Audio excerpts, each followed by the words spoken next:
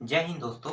बिजली बंद होने के कारण ये जो टॉपिक है ना पीछे आपको दिखाई दे रहा है ये छूट गया था, तो इसको आगे बढ़ा देते हैं। ठीक है, तो हम बात कर रहे थे देशांतर रेखा के बारे में बात कर रहे थे। तो देशांतर रेखा क्या है? अक्षांश को मैंने आपको बता दिया है ना। देशांतर से शुरू करते हैं। तो देखो देशांतर रेखा जो है ये इस तरह से आपको यहाँ पे जो देखो ये क्या है, ये एक रेखा है। ठीक है, इस तरह से जो खड़ी रेखा है ना, जो ग्लोब है, ग्लोब में आपको ये खड़ी रेखा दिखाई दे रहा है, इसको हम कहते हैं देशांतर रेखा कहते हैं। देशांतर रेखा को दो भागों में बांटा है। ये जो जीरो अंश ये आपको दिखाई दे रहा है, ये क्या है? जीरो अंश देशांतर रेखा है। जीरो अंश देशांतर रेखा। अब जैसे जैसे ये एक पॉइंट इधर चलेगा, ठीक है, इधर एक पॉइंट चल रहा है, तो जीरो अंश से क्या हो गया? एक देशांतर, दो देशांतर, तीन देशांतर। लेकिन ये दिशा किस दिशा में चल रहा है? पूर्व दिशा में। ठीक है, ये कौन सा दिशा है? पूर्व दिशा। तो पूर्व दिशा की ओर जा रहा है, तो पूर्व दिशा की ओर जा रहा है, इसलिए इसे हम क्या कहेंगे? पूर्वी देशांतर कहेंगे। तो एक अंश पूर्वी देशांतर, दो अंश पूर्वी देशांतर, तीन अंश पूर्वी देशांतर। इसी तरह से आगे बढ़ते बढ़ते यहाँ पे देखो भारत का हिस्सा है ना, तो ये भारत के ये जो हिस्सा है गुजरात वाला एरिया, उसको सबसे पहले ये टच करेगा। तो जितने अंश में टच कर रहा है उतने अंश का मान है यहाँ पे देखो 68.7 डेज। ठीक है, 68.7 डेज में ये टच करता है। और जिस जगह को टच कर रहा है, ठीक है, जगह का नाम है घुआर मोटा। जगह का नाम क्या है? यहाँ पे मैं लिख देता हूं नीचे में, घुआर मोटा। ठीक है, इस जगह को टच करता है। 68.7 सबसे पहले टच कर किसको करता है? घुआर मोटा को टच करता है। उसके बाद ये आगे बढ़ रहा है। आगे बढ़ते बढ़ते ये अंतिम पॉइंट में जाता है 97.25 में। ठीक है, तो 97.25 में जाता है। तो 97.25 के जिस पॉइंट में अंतिम पॉइंट है ये वाला हिस्सा, ठीक है, तो यहाँ पे लिख लेता हूँ 97.25 के अंतिम पॉइंट को जहां पे टच कर रहा है उसको हम कहते हैं किबतू कहते हैं। ये अरुणाचल प्रदेश में है। किबितू नाम की जगह को टच करता है, ये अरुणाचल प्रदेश में। कई बार प्रश्न पूछा गया है ना, इसलिए मैं आपको ये बता रहा हूँ कि अंतिम पॉइंट जो देशांतर है, पूर्वी देशांतर का अंतिम पॉइंट कौन सा है? ठीक है, अंतिम पॉइंट अगर लिखा रहेगा 97.25 किस जगह को टच करता है 97.25, तो आपको लेना है किबतू लेना है। और ये कौन से राज्य में? अरुणाचल प्रदेश में है। और पूर्वी जो देशांतर है, ठीक है, यहाँ पे पश्चिमी में गिनती आएगा। इसे हम पूर्वी हिस्सा कहें क्योंकि ये इसके लिए पूर्वी है, ये हमारे लिए क्या होगा? पश्चिम होगा। ठीक है, तो इसे पढ़ते कैसे हैं? ये वाला हिस्सा जो है पूर्वी देशांतर है, तो पूर्वी देशांतर जो है 97.25 में है। और किबतू नाम के अरुणाचल प्रदेश में राज्य है, किबतू नाम का जगह है, उस हिस्से को सबसे अंतिम पॉइंट माना गया है। और यहाँ पे इसे क्या कहेंगे? पश्चिम। ठीक है, क्योंकि यहाँ से अगर हम गिनेंगे तो हम पश्चिम दिशा की ओर चल रहे हैं। ठीक है, यहाँ से गिन रहे थे तो मैं आपको समझा रहा था यहाँ से। ठीक है, लेकिन अगर इस पॉइंट से इधर गिनेंगे तो ये पश्चिमी दिशा कहलाएगा, क्योंकि पश्चिम दिशा की ओर ये आ रहा है। तो ये अंतिम जो पॉइंट है ये 68.7 डेज है। ये जो पॉइंट है ये घुआर मोटा किस राज्य में है? गुजरात में। याद रहेगा? ठीक है, ये देशांतर की बात कर रहे हैं तो इसे हम पश्चिम देशांतर कहते हैं। यहां से यहाँ की लंबाई, ठीक है, ये अंतिम पॉइंट और यहां से, तो यहां से लेके यहां तक की लंबाई कितना होगा? और यहां से लेके यहाँ की लंबाई मैंने अक्षांश में आपको नहीं बताया ना, अक्षांश में नहीं बताया है। तो यहां से लेके यहाँ की जो लंबाई है अक्षांश में, इसकी लंबाई है, यहाँ पे मैं लिख देता हूं 3214। और यहां से लेके यहाँ की लंबाई जो है ये है 29, कुछ पॉइंट है मुझे याद नहीं आ रहा है, एक मिनट में देख के बताता हूँ। ठीक है, 29 33, ठीक है, 33 मुझे लग रहा था लेकिन थोड़ा सा मैं कंफ्यूज हो गया था। ठीक है, 33, 29 33 है। ठीक है, तो 29 33 यहाँ से यहाँ की जो लंबाई है, ठीक है, पूर्वी देशांतर से पश्चिम देशांतर की अगर लंबाई पूछा जाए आपसे तो कितना किलोमीटर बताओगे? 29-33 किलोमीटर बताओगे। और अक्षांश की लंबाई पूछेगा, ठीक है, नीचे से ऊपर के, यहाँ पे देखो, दक्षिण से उत्तर की अगर लंबाई पूछेगा तो कितना बताना है? 3214 किलोमीटर है इसकी लंबाई, ये बताना है। ठीक है, ये भी क्लियर हो गया? ठीक है, अब आते हैं मानक समय। माना कैसे गया होगा? क्योंकि ये जो देशांतर रेखा है ना, ये देशांतर रेखा का उपयोग सिर्फ इसीलिए करते हैं जो समय है उसको दर्शाने के लिए, मानक समय के लिए करते हैं, इसीलिए इसे IST रेखा कहते हैं। क्या कहते हैं? IST रेखा, या हिंदी में हम कहते हैं मानक समय रेखा। ठीक है, मानक समय रेखा। ये जो IST रेखा है ये समय को निर्धारित करता है। जो देशांतर रेखा है ये किसको निर्धारित करता है? समय को। अब भारत देश में समय कैसे बंटा होगा?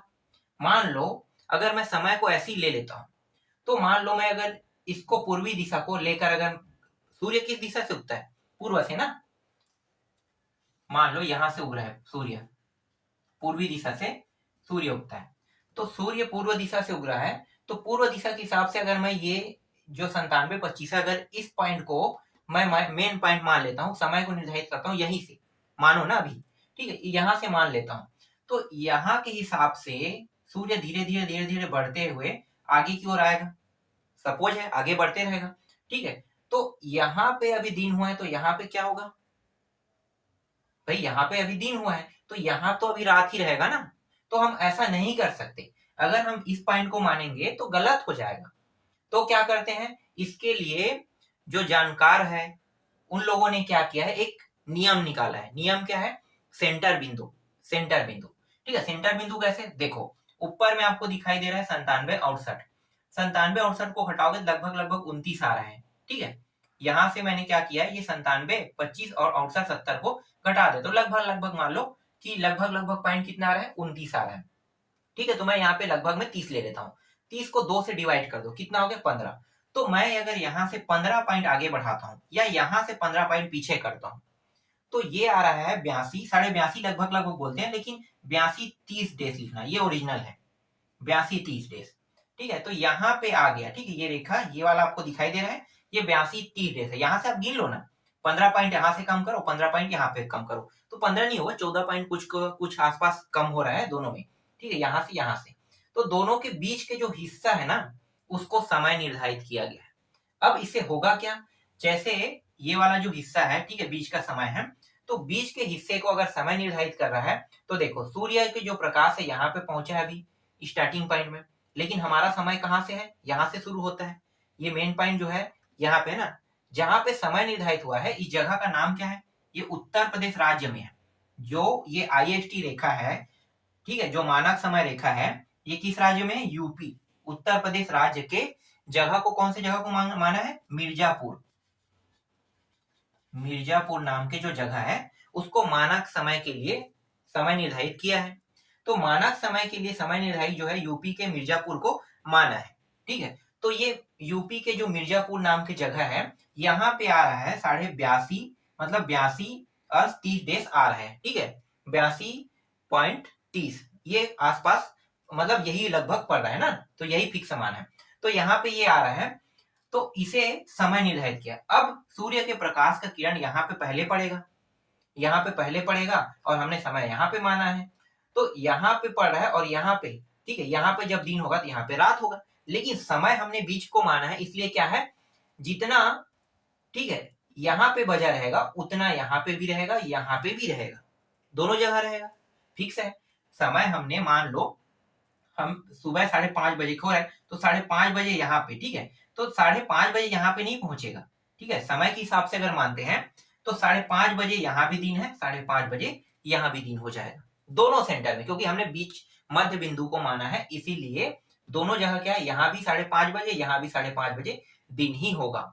अंतर क्या होगा? खत्म हो गया। क्यों? क्योंकि हमने सेंटर बिंदु को मध्य माना है। इसीलिए ना जो जो जानकार लोग हैं, इसी जगह को क्या माना है, मतलब बीच को ही मान के, हर जगह ऐसे ही हुआ है, जितने भी कंट्री ना, हर कंट्री में ना सेंटर बिंदु को ही लिया गया है। अब सेंटर बिंदु कितना है? 82 30, इसे हम क्या कहते हैं? IST मानक समय रेखा कहते हैं। कहाँ पे? यूपी पे है, ठीक है। जगह का नाम क्या है? मिर्जापुर नाम के जगह पर है। समय निर्धारित सीख गए आप लोगों ने, ठीक है। लेते हैं, देखो ये जो मानक समय है रेखा है, ये कौन कौन से राज्य को टच करता है? अगर पूछ दिया तो क्या बताओगे? बताओगे आप MP बताओगे, ठीक है, एक MP राज्य है। ऊपर में सबसे पहले यूपी है, तो यूपी MP हो गया, दो राज्य हो गए, एक CG हो गया, CG को भी टच कर रहा है मानक समय रेखा। CG के बाद नीचे में है उड़ीसा, ठीक है, तो उड़ीसा को टच कर रहा है, तो मैं OD लिख देता हूँ, उड़ीसा। और एक है आंध्र प्रदेश, AD, ठीक है, तो आंध्र प्रदेश। इन 5 राज्यों को ये मानक समय रेखा जो है वो टच कर रहा है। कौन कौन से? यूपी, एमपी, सीजी, उड़ीसा और आंध्र प्रदेश। अगर पूछा जाए तब आपको बताना है ना, नहीं पूछेगा तो नहीं बताना है। ठीक, अब एक और टॉपिक था जो मैंने अक्षांश वाले में आपको बताना चाहता था, लेकिन मैं भूल गया था उस समय। ठीक है, कर्क रेखा जो है किस किस शहर को टच करता है, ठीक है, किस किस शहर से गुजरता है, आप समझ लो। तो एक तो है, यहाँ पे मैं बता देता हूं, ठीक है, इस तरह से, ठीक है, यहाँ पे कर्क रेखा गया है, तो यहाँ पे पड़ता है गांधीनगर, गांधीनगर, ठीक है, गांधीनगर शहर को टच करता है। फिर मध्य प्रदेश की राजधानी भोपाल है, भोपाल को भी टच करता है। और झारखंड की राजधानी रांची, रांची, इन तीनों, ठीक है, सिटी को क्या करता है, टच करता है। कई बार पूछा गया है प्रश्न, ये जो गांधीनगर है, भोपाल है, रांची है, ठीक है, तो इनमें से दो ऑप्शन नहीं था, तो पूछा गया था, भोपाल के बारे में प्रश्न आया था कि जो कर्क रेखा है ये कौन कौन से सिटी को टच कर रहा है, तो भोपाल जो शहर है उसको टच कर रहा है। ठीक है, तो उत्तर क्या लेना है, भोपाल है। अगर नाम रांची भी दिया है और गांधीनगर दिया है तो ये तीनों ऑप्शन रहेगा, तीनों को लेना है, एक के साथ मर्ज रहेगा।